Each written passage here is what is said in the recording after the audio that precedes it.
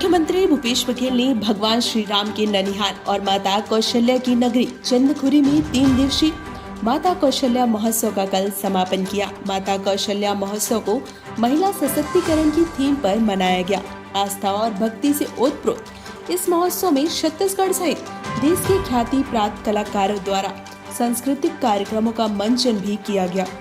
मुख्यमंत्री ने माता कौशल्या की जन्मभूमि चंदखुरी की वैभव को विश्व पटल पर स्थापित करने, प्रदेश की कला संस्कृति एवं पर्यटन को बढ़ावा देने, महिला सशक्तिकरण, कार्यशील कलाकारों के संरक्षण, सर्वधन एवं कला दलों के सतत विकास हेतु इस वर्ष गणतंत्र दिवस के अवसर पर माता कौशल्या महोत्सव मनाने की घोषणा की थी।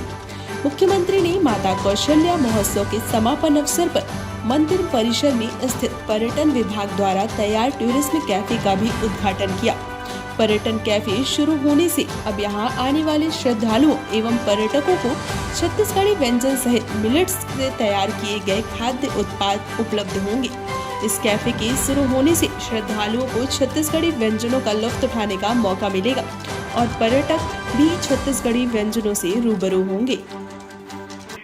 कौशल्या माता के धाम और राजिम में राजीव लोचन भगवान जहाँ विराजे हैं, हमारे छत्तीसगढ़ का सबसे बड़ा तीर्थ स्थल, उसको विकास करने, सौंदर्यीकरण करने का काम हाथ में लिए हैं।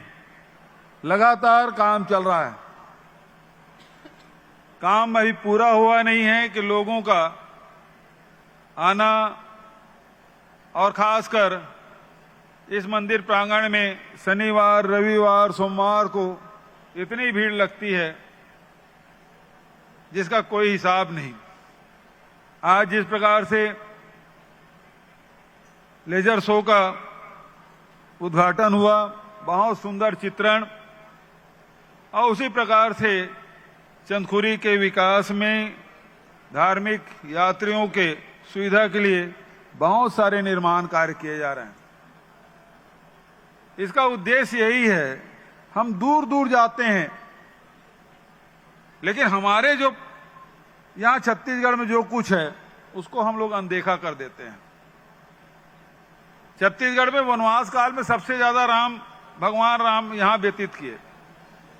कौशल्या माता का मायके इसलिए हमारे राम भांजे हुए, और इसलिए भांचा राम करके संबोधित करते हैं। भांजा भले कितना उम्र छोटा हो, मामा उम्र कितना भी बड़ा हो, लेकिन भांजा का पैर छूने की परंपरा पूरे हिंदुस्तान में कहीं है तो केवल छत्तीसगढ़ में। क्यों? कि भांजे में भगवान राम को हम लोग देखते हैं, इसलिए भांचा राम। लेकिन बहुत सारे साथियों को तकलीफ होती है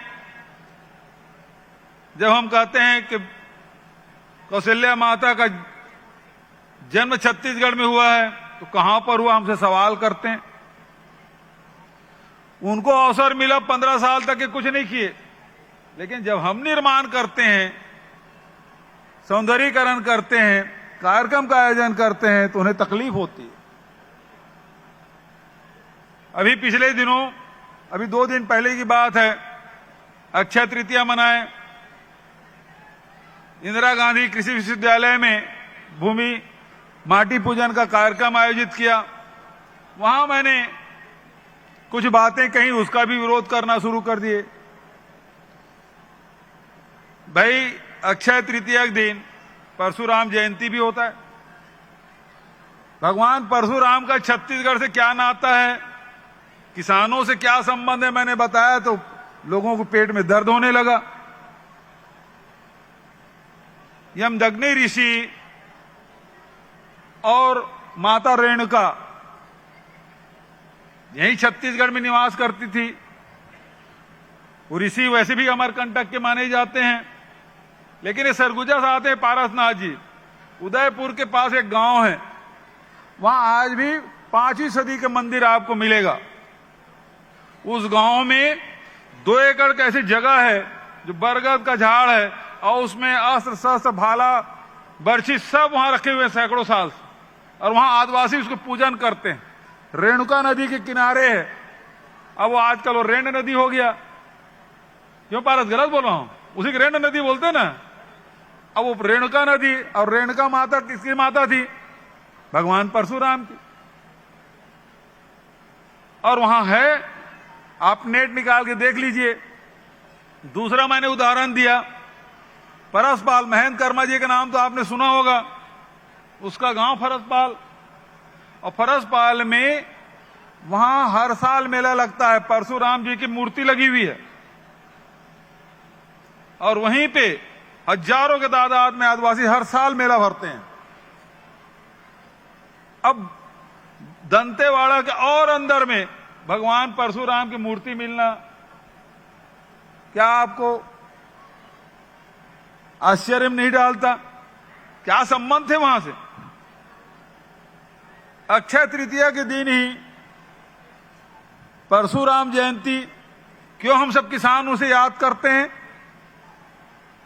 भगवान शिव ने परशुराम जी को अस्त्र शस्त्र का ज्ञान दिया था, और उन्होंने निर्देश दिया कि दत्तात्रेय ने 60,000 श्लोक का निर्माण किया है, उसको 60 करना है। वो जिम्मेदारी भगवान शिव ने परशुराम जी को दिया, और 8,000 श्लोक में उसको संक्षिप्त किया। और दूसरा सबसे बड़ा ज्ञान भगवान शिव ने परशुराम जी को दिया, वो कृषि का। यदि दुनिया में सबसे पहला कोई कृषि वैज्ञानिक है तो भगवान परशुराम। ये जो अक्षय तृतीया मनाते हैं, अक्षय पात, जितने भी हम लोग फल खाते हैं, बीज निकलता है, उसको पात्र में रखते हैं। सबके घरों में होता है, परंपरा यही है। उसमें आम खाए, गुठली निकला, उसमें रख दिए। इमली खाए, गुठली निकला, उसमें रख दिए। आंवला खाए, गुठली खाए, उसमें रख दिए। अभी अब तरबूज खरबूज का सीजन है, बीज आए, भाई बीज को थोड़ी खाओगे, उसको रख दिए। और जैसे बारिश हो, जैसे रथ यात्रा निकलती है, उसी समय छिड़काव कर दो, तो फिर से वो पेड़ पौधे बेल सब उगाते हैं।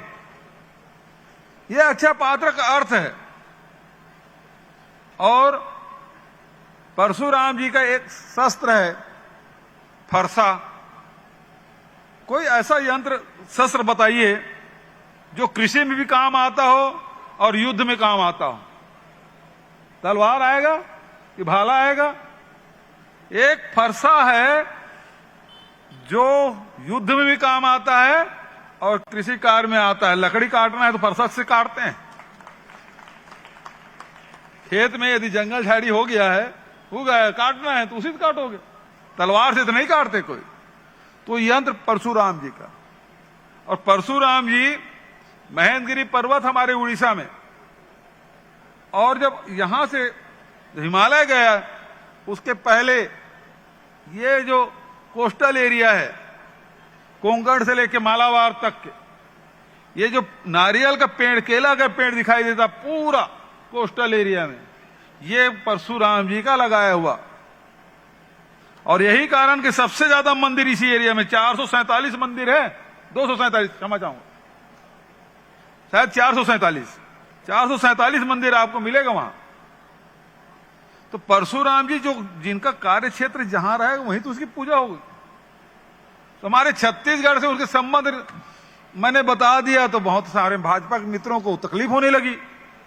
ये कहां से उसका जन्म स्थल हो गया, कौशल्या जन्म स्थल कैसे हो गया, ये सारे सवाल करने लगे हैं। तो छत्तीसगढ़ को केवल नक्सलगढ़ बना के रखे थे, लूटने का माध्यम बना के रखे थे। और हमने छत्तीसगढ़ के गौरव को, जो हमारे पौराणिक, आध्यात्मिक, सांस्कृतिक, ऐतिहासिक जितने भी हमारे धरोहर है, सबको देश के मानचित्र में लाने की कोशिश की है। और आज आप देखेंगे रामायण को भी हर मंडली को 5,000 रुपया दें।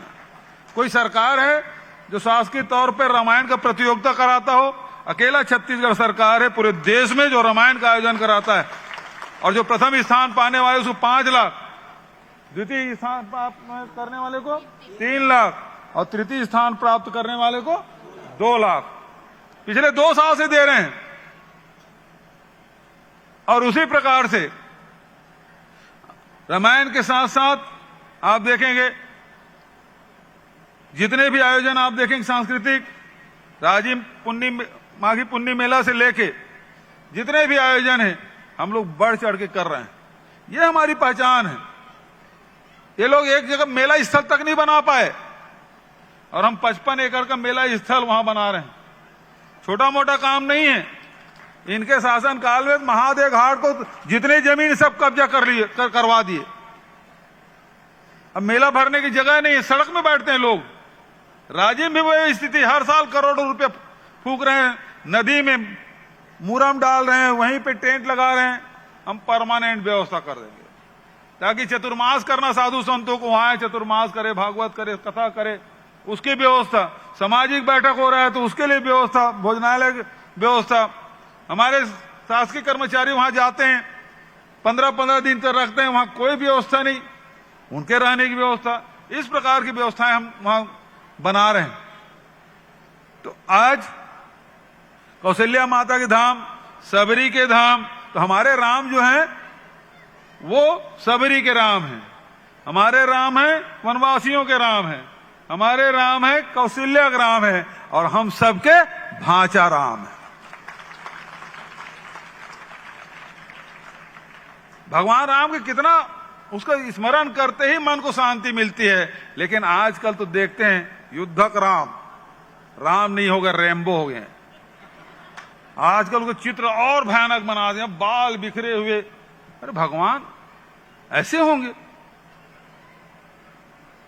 तो ये हनुमान जी, अब उसके हनुमान चालीसा में कितनी बढ़िया उसकी सुंदर व्याख्या है। अब उसको दिखा रहे एकदम काला रंग का विद्रूप चेहरा, बड़ी बड़ी आंखें। हनुमान जी को देखने से ही शक्ति मिलती है, शांति मिलती है, मन में, हृदय में पवित्रता का भाव आता है। और यहां तो हनुमान जी को ऐसे बना दिए कि देखते भयानक। हमारे जो इष्ट हैं उसके तस्वीर बदलने का काम जो हो रहा है षड्यंत्र पूर्वक, उसकी मैं निंदा करता हूं। भगवान के, हमारे इष्ट के इस प्रकार से विद्रूप चेहरा बनाने के हमें तो कम से कम बर्दाश्त नहीं भाई। भगवान राम के लगाए तस्वीर लगाए, हनुमान जी के लगाए, जैसे लगाना है, लेकिन जो भगवान राम के जो हमारे संत महात्माओं ने जो चित्र बनाए हैं उसी का आगे बढ़ाना चाहिए। ये कुछ लोग अभी अभियान चला रहे हैं, वो गलत है। गौ माता के नाम से वोट तो बहुत मांगते हैं। हमारे साधु संत हमेशा इस बात की चिंता करते हैं, धर्म की जय हो, अधर्म का नाश हो, प्राणियों में सद्भाव हो, गौ माता का जय हो, गौ माता की जय हो। कितना उपदेश देते हैं, लेकिन गौ माता के नाम से वोट तो मांग लेते हैं, गौ माता की सेवा करने वाला कोई नहीं। छत्तीसगढ़ में हमने व्यवस्था की गौ माता की भी सेवा और गौपालकों की भी अर्थव्यवस्था सुधारने का काम निरंतर चल रहा है। और आज इसी सब कामों को देखते हुए हेमचंद यादव यूनिवर्सिटी दुर्ग ने मुझे मानद उपाधि दी, डॉक्टर की उपाधि आज दी है।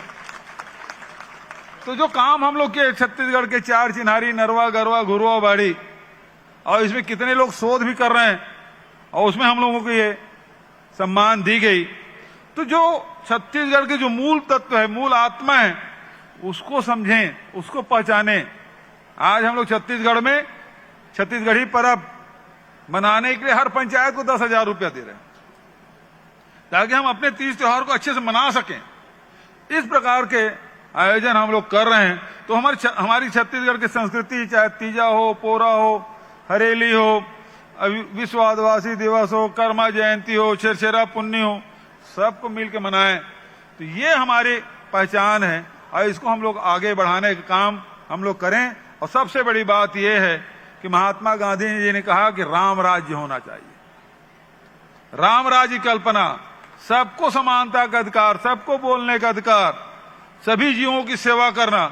और हमारी छत्तीसगढ़ का सरकार लगातार कोशिश कर रही है किसानों का अर्थव्यवस्था सुधारने के, मजदूरों के बच्चों के, गरीब के बच्चों के पढ़ने के लिए स्वामी आत्मानंद अंग्रेजी स्कूल, शिक्षा, स्वास्थ्य, रोजगार, अभी अब बेरोजगारी भत्ता भी हम लोग दे रहे हैं। तो कोशिश यही है कि सर्वजन हिताय सर्वजन सुखाय, इस सिद्धांत पे छत्तीसगढ़ सरकार चल रही है। यही तो राम राज्य है। इसी को आगे बढ़ाना है। इन्हीं शब्दों के साथ पुनः आए सभी अतिथियों का स्वागत करते हुए कैलाश खेर का कार्यक्रम होना है, सब इंतजार कर रहे हैं। उनको भी हमने मंदिर माता कौशल्या और राम के मंदिर का दर्शन कराया और यहाँ जो हो रहे विकास कार्यों को उन्होंने निरीक्षण किया। मैं उनका भी स्वागत करते हुए तमाम हमारे जो कलाकार यहाँ प्रस्तुति दिए हैं उन सबको बधाई और शुभकामना देते हुए आयोजक साथियों को बहुत बधाई शुभकामना देते हुए अपने वाणी के विराम देता हूँ। धन्यवाद। जय हिंद, जय छत्तीसगढ़। बोले सियावर रामचंद्र की, कौशल्या के राम की, सबरी के राम की, भाचा राम की।